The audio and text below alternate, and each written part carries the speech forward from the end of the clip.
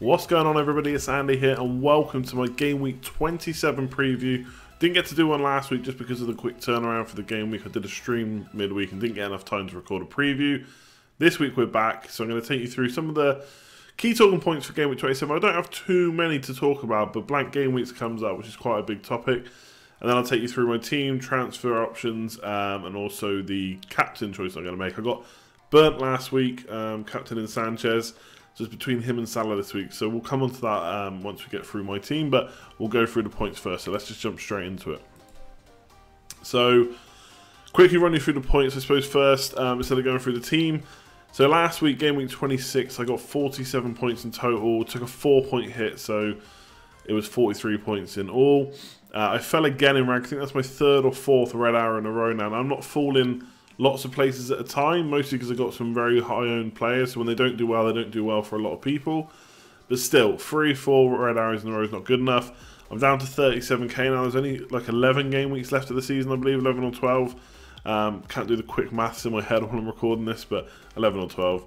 So there's not many weeks to catch up on that right now. I want to finish at least inside the top 10k. Top 5k would be really nice.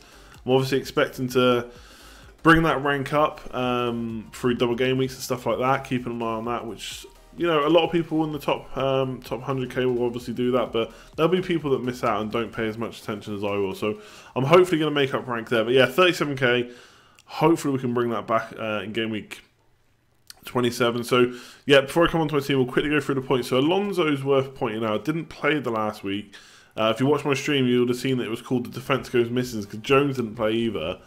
Now, Conte just said that Alonso was tired, but he's tweeted a photo that says, "Not long till I get out on the grass." It was either on Twitter or Instagram. And he's kind of got his feet up. So, I don't know whether that's saying like he's coming back to training soon, or he's maybe actually got more than just tiredness. Maybe he's got a little niggle, a little injury, and soon he'll be able to get back out on the pitch and start training properly. Well, let's see how it goes. They're playing on Monday night, so he's got a good few days to get fit. I'm recording this on Wednesday evening, so depending on when you watch this, he's still got full 4 days, four full days before Monday. So we'll have to keep an eye on. Just let's listen to what Conte says in press conferences. But there is some discussion going around right now with Alonso that maybe you could get rid of him. Obviously, as soon as you say that, especially to owners out there, the first thing they'll think is that's crazy talk. The man scored. I think he got points in 8 games in like the last 10 game weeks, which was ridiculous. Obviously, Chelsea right now, they've just been beaten by Bournemouth and Watford, so not looking quite so good. But yeah, still crazy talk to be thinking about getting Alonso. But after West Brom at home, he has 5 fixtures. 2 of them are Man United away and Man City away, and one of them is Spurs at home. Now, first off, the one thing to say is Alonso's done very well against big teams already this year, the top 6. He's got clean sheets. He's got goals, and given the way he attacks and he's on free kicks, he's obviously always got a chance of getting goals. But I just think over the next 5, if you were going to do it, if you were going to get rid of Alonso, maybe that's the time to do it. Bearing in mind that kind of takes you almost up to wildcard time anyway, where you could get him back in. So I just think if you need the money, perhaps you could look at getting rid of him after West Brom at home. If he's injured, even more reason to do it. Now, there's obviously, you've got to take into account that you might get burned for that. I'm not actively looking to get rid of him, but I can see why people are doing it, even though you will be branded crazy, like I said. So let's see what happens with Alonso. I just think, take a look at his fixtures. Obviously, Conte has been very negative. They've said they're not really looking at his position and that he's kind of safe as manager, but how many times do we hear that from chairman? If Conte goes, there's actually a lot of like kind of talk that Alonso might not even be in the team if they go back to a flat back 4 instead of the kind of wing backs that they play, because most Chelsea fans will tell you Alonso's not a great defender. For FPL purposes, he's brilliant, definitely not doubting that, but a lot of people say he's not the greatest defender, and if they go back to a flat back 4, he might go out of the team. So keep an eye on that. That's potentially a long way away. You know, nothing might not happen to Conte, but worth keeping an eye on that situation. So wait to the press conference and see if he's injured or whether it was just tiredness. But just remember, we heard from Conte once before that I think it was Morata was tired, ended up having a back injury, missed a game. So yeah, keep an eye on that. And next up, it's only really one more point, which is blank game weeks. I've got a lot written there. So blank game weeks, free hit chips. Everyone's wondering what order to play their chips in for the ones they got remaining. And then Stoke, Watford, Everton, Liverpool are there to remind me who's not going to blank. So I'll try and do a video on this at some point, blank and double game weeks. I don't want to do it. Basically, there's still a lot up in the air. We can go through the ifs and maybes. There's not too many definites just yet. The only definites are that absolutely in game week 31, which is due to be the round of blank game week fixtures, which is where a team won't play or a fixture will be called off because of cup games, FA Cup in particular. Stoke, Watford, Everton and Liverpool will not blank in game week 31. So for me, I've got Salah, I've got Firmino. They're safe now right up until maybe game week 35. And again, that will depend on future results. We won't worry about that just now. But if you've got any of those players, they're okay for game week 31. Now, if you've got the free hit chip, you could play it in game week 31 or 35. That's probably when you're going to use it if you've got it left. In a blank game week, all the players will blank, or some players will blank that are in your team. You use the free hit chip to get in a team that's not going to blank, and then afterwards you're back to your normal team, the one you really wanted anyway. Now, if there's a lot of fixtures missing in game week 31, you could use it then. Obviously, the difference is now you can already be planning for game week 31, so you could be bringing in the likes of Shaqiri at Stoke, he's not going to blank. Walcott, Everton, he's not going to blank. Liverpool assets, everyone's going to triple on Liverpool assets. I'd be really surprised if they don't. They've got a nice fixture in game week 31. They've got a home fixture. I can't remember who it's against. I think it's Watford. It's going to be one of those 4 teams. I'm pretty sure it's Watford. So that's probably Salah captain in that game week. So most of us have got Salah. We don't need to worry about that. So we're looking okay for game week 31. The reason to use it in game week 35 is you can wildcard in 32 or 33 if you've got that left. That will get you your team for game week 34 and 37 double game weeks. And then because some of those players you've bought in just for the doubles, because obviously they're from the bigger teams or whatever, they may blank in game week 35 if they get further through the FA Cup. So the idea then is you wildcard to your great team you want either side of 35, and then you 35 free hit to get all the players that you can't have in, or you don't want in your wildcard team. So that's the 2 different strategies. I know I've probably explained that too quick and you're probably still just as confused as you were when you started watching this video. But that's the general chip strategy for a lot of FPL managers right now. They'll wildcard in 32 or 33. They'll triple captain and bench boost in 34 or 37. So whichever one they don't use in 34, they'll use in 37. And then free hit will be 31 or 35. Now, one of the things to do if you can this week is save a transfer. Because unless there's replays before game week 28, we will know for sure who's going to blank in game week 31. From there, we'll know how many players have we already got in our team that are going to blank or not blank, and then how many more transfers have we got till 31. So if you save one this week, you've got 2 going into 28, another one for 29, another one for 30, another one for 31. So that's 5 potential transfers to work around the game week 31 blank. If there's some upsets and some big teams go out, then obviously that makes our life a lot easier. But for example, Man United play Huddersfield. Whoever wins in that game will blank in 31, and so will their opponent in that game week. So it looks like you'd imagine Man United will win. So their players will blank. So I've got Sanchez and Jones, they won't play. But Huddersfield will play. Now, on the other hand, you've got to weigh up how many of these, you could call them duds, you could call them players you don't really want, you want in your team. So it's okay getting Walcott, Shaqiri, Salah, Firmino, etc. They're not going to blank. But how much do you want to load up on like Stoke defenders, Watford defenders? I mean, they're looking okay right now. Stoke in particular seem to have shored up a bit of the back. But generally, I'm not sure they're players you want. You don't really want double or triple Everton players. So I'm basically trying, my tactic is to delay as much as possible to try and get as much info as possible. So I won't make a transfer this week. I don't really need it, I don't think. I could potentially get rid of Lingard, for example. But I'm going to hold a transfer, and then next week I'll know who's going to blank in 31, and then I can start planning.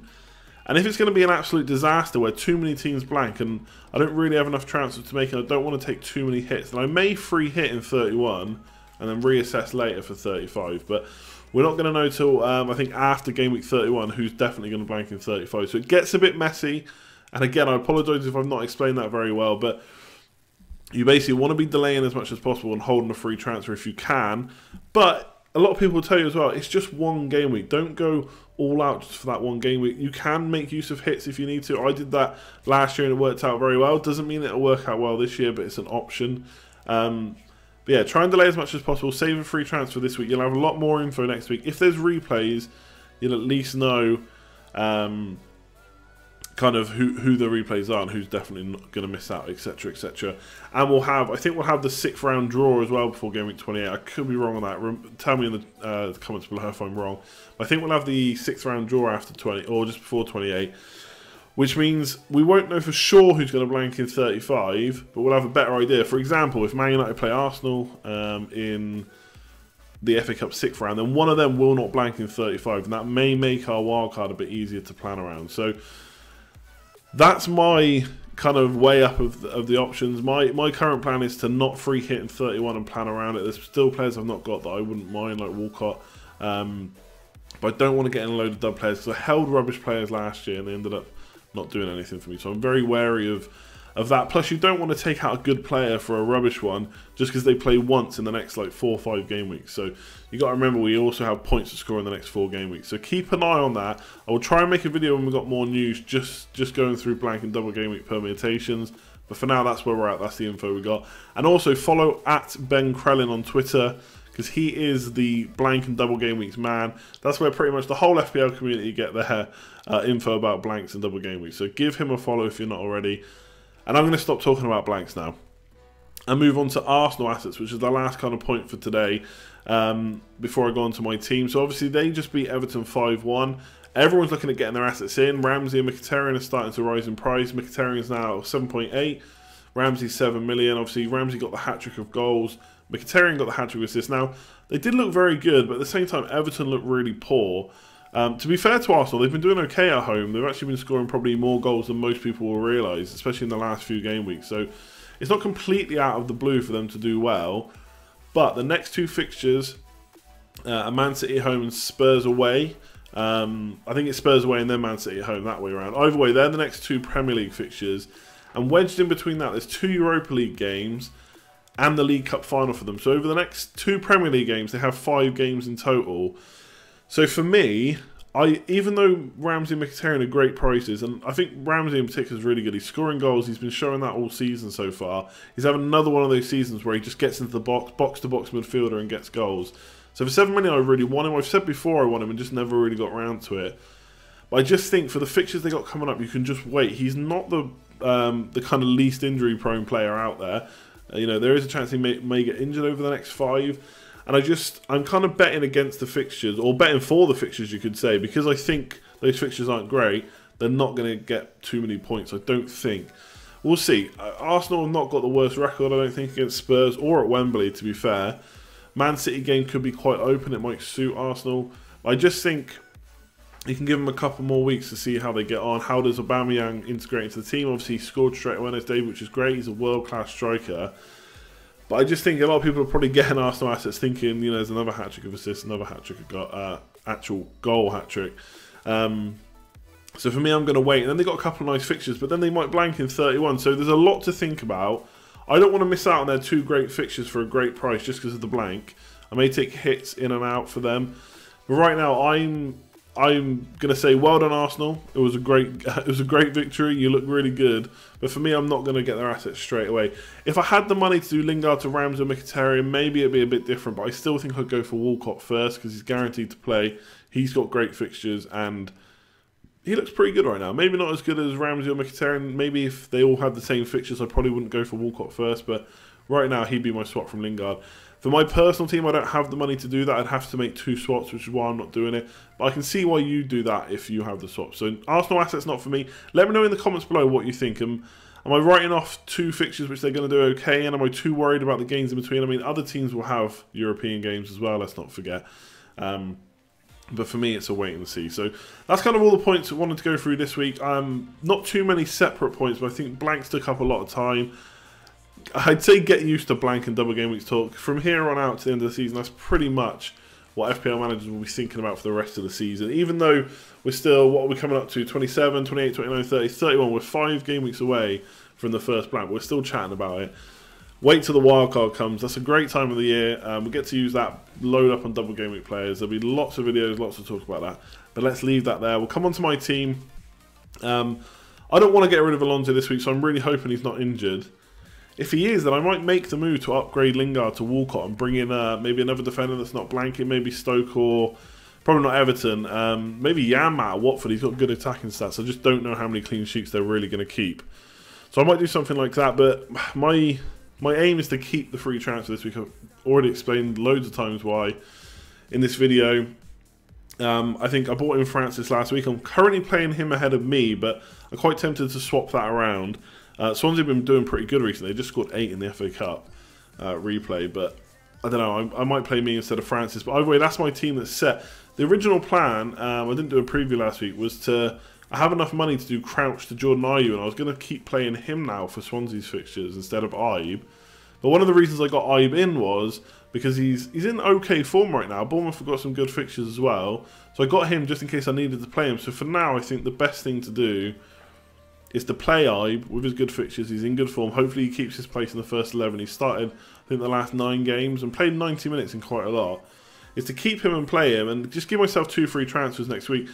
There's every chance. I bought in Sanchez. That obviously didn't go quite to plan. Missed the penalty. Scored the rebound. So only 5 points. Could have been, another 5 on top of that if he got bonus points. He may go next week. I was fully aware that he wasn't worth the money when I brought him in. I was just taking the risk that he'd do well against Huddersfield and hopefully boost me up the ranks. As I said at the start of the video, I got a red arrow, so not great. So I might look to get rid of him next week. That's going to free up a lot of money, which is why I want two free transfers, because I can then upgrade Lingard, I can upgrade Ayew, Crouch, upgrade Francis, probably not, but the options are there. And like I said, maybe I'll even take Alonso out as well. I'd love to know your thoughts on Alonso. Is it absolutely ridiculous to be even considering taking him out? Let's say he's injury free. Obviously, if he gets injured, that's a whole different question. But let's say he plays the West Brom game and he's going to be fit. Is it stupid to talk about getting rid of him, even though he has Man United, Man City away, and Spurs at home in the next 5? Let me know your thoughts below. So that's my team. Let's talk about captains. Right now, it's on Sanchez, not Salah. Now, that punished me last week. Obviously, Sanchez just got the 5 points against Huddersfield. He missed the penalty and got the rebound. Could have been 10 if he got 3 bonus points plus the goal straight away. It is what it is. That messed up. The problem with Salah is, as we've seen all season, the man just scores points. He's got more than 8 points per game this year so far over all matches, which is ridiculous. If he keeps getting that points per game over the rest of the season, there's like 12 games left, he will score more than 300 points, which is better than Suarez. Now, if you played FPL when Suarez was at Liverpool, he was basically, you get him in your team when he's fit, you captain him every game, he'll get points every game, he'll get assists, he'll get goals, he'll get bonus points. You just do it. Now, why I've not done that for Salah, I don't know. The rest of the FPL community is pretty much saying that to themselves. If you have been captaining Salah, you're right up the ranks. We saw what happened last week. As soon as he scores, because his effective ownership is so high, that if you own him, it doesn't matter. If you haven't captained him, you will lose points. Or you will lose ranking if he scores points. So, if Salah goes and gets a hat-trick, and you've not captained him, you're likely going to get a red arrow, which is ridiculous. And I hate that that's a thing, but it is a thing. So, for me, I'm weighing up, do I want to go for the man that has been out of form all season, is very expensive, he's playing Newcastle away, which isn't that much of a better fixture than Southampton away. Defensive stats-wise, they're very similar. When you look at Sanchez's stats at Man United the last 2 games, and Salah's stats the last 2 games, bearing in mind they've both played Spurs, Salah absolutely smashes him, and he's been doing it all season. So I know that Sanchez is a huge risk. I'm just tempted to do it, because I only got him in for these 2 games probably. I'm probably going to transfer him out next week. If I need the money. If he does something against Newcastle, that's a different ballgame, but he's probably going to go. But I only got him in for 2 weeks. I knew it was a risk. It was almost like a calculated risk, I suppose. A lot of people will tell me I'm stupid, fair enough, but it was a calculated risk. And I just think if he can get something against Newcastle and beat Salah for captaincy, then I've done well. But at the same time, I think, am I just chasing... kind of chasing points, a bit like a gambler chasing a losing bet. I didn't get the points for Sanchez last week, so am I trying to get those points this week? And as most people that bet money will tell you, that's a silly way to do it. So I'm not sure what to do. In my head, I thought I was going to be captain Salah for the next 3 or 4 game weeks. You can throw Kane in there as well, but Salah's got really nice fixtures, so I was probably going to keep captaining him. Starting with this fixture, obviously I didn't captain him last week, that's fair enough, that's Spurs, that's gone. But from this week onwards, in my head was to captain him. Now, this is another kind of illogical reason. If Sanchez had got points last week, I'd actually probably be less tempted to captain him and just go for the safer Salah pick because I got my points. And Huddersfield was the fixture I was looking at. So I don't know. I'll leave it at, it's on Sanchez. It may get switched to Salah. As always, follow me on Twitter, Andy85WSM. And I will tweet out before the deadline what team I go for. I'm going to lose it there. I've already lost it. I'm going to leave it there. I think this video is probably already over 20 minutes, so apologies if you hate the longer videos, but I would say there was a lot to talk about, but I've probably just rambled. Hopefully I've given you some insights into blanks, Alonso, kind of looking at Arsenal assets, what I'm going to do with my team. I haven't even talked about Pickford, who has just been rubbish, but I'm hoping with the fixtures they got, Everton can shore it up at the back. So I'll leave it there. Leave your comments below about my team, your questions. If you've got any comments on what I've said, if you think I'm completely wrong, completely right, let me know. Like, comment, share, subscribe, all that good stuff. We really appreciated. We're coming up to the 7,500 subscribers now, which is awesome. That'll also let you know when I'm going live for my next stream. I've been doing them on Mondays because that's when the game week finishes, but I think this week I'm going to do it on Sunday instead, but we'll see. Stay tuned to Twitter, Andy85WSM. I will let you know. I'm going to leave it there. Like, comment, share, subscribe, all that good stuff. Good luck in Game Week 27. Thanks for listening, as always. Really appreciate it, and I'll see you next time.